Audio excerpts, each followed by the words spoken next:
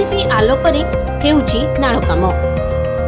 समग्र राज्य रे बधे हुई गजपति जिला गोटे एमिटी जिला एठारे लोकंकर कर टंकार कौनसी मूल्य नहीं। सरकारी नियम अनुसार जुलाई 15 रु रास्ता नाल भली निर्माण काम न करबा पई निर्देश रहिथिले मध्य एठारे मानु नाहंती किछि विभाग ओ ठिकादार। एहार ज्वलंत उदाहरण अनेक रहिथिले मध्य आज संध्या समय जिला सदर महकुमा पारलाखेमुंडी सहरर शंकुरी बंध ठारे देखिबाकू मिलिथिला। एठारे झो झो वर्षा पड़ुथबा बेले नाळ काम जारी रहिथिला। तेबे केवल वर्षा नुहे ताहा सह अंधार होइथिले मध्य जेसीबी आलोकरी पड़ुथुला कंक्रीट। तेबे एही काम पूर्त विभाग करुथबा बेले केवल सरकारक नियम नुहे निर्माण कार्यर परिवेश को मध्य दृष्टि रे न रखी निम्न मानर निर्माण काम करुथबा देखिबाकू मिलिछि।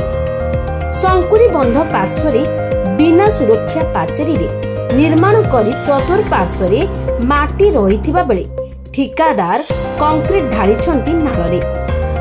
तेबे एही निर्माण कार्यर अटकल मूल्य केते, की प्रकार निर्माण कार्य, एहार आरंभ ओ शेष तारीख, ठिकादार किए ताहार कौनसी सूचना फलक नथिबा बेले एहार सुपरविजन पाई विभागीय जंत्रिकी अधिकारी मध्य सेठारे उपस्थित नथिबा अभियोग होइछि।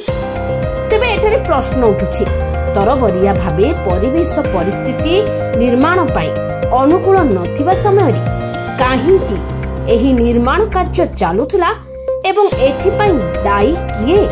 सबुठारु बड़ प्रश्न लोकंक टिकसरे हेउथुबा विकास कार्य गुड़िक निम्न मानर हेले एहार स्थायित्व और निर्माण गुणवत्तार ग्यारंटी किए देबो? सेपटे चर्चा हेउछि एही निर्माण रे किछि गोटे बड़ धरणर सला सुतुरा होइथिबारु नुआ जिल्लापाल आसीबा पूर्वरु राति अधिया नाळ निर्माण शेष करबा पई मसुधा होइछि। तेबे देखिबाकू बाकी रहिला सरकारी नियम खिलाफकारीଙ୍କ विरोधरे कार्यानुष्ठान हेउछि ना राति पाउ पाउ निर्माण शेष हेउछि। ब्यूरो रिपोर्ट, लक्ष्य मीडिया।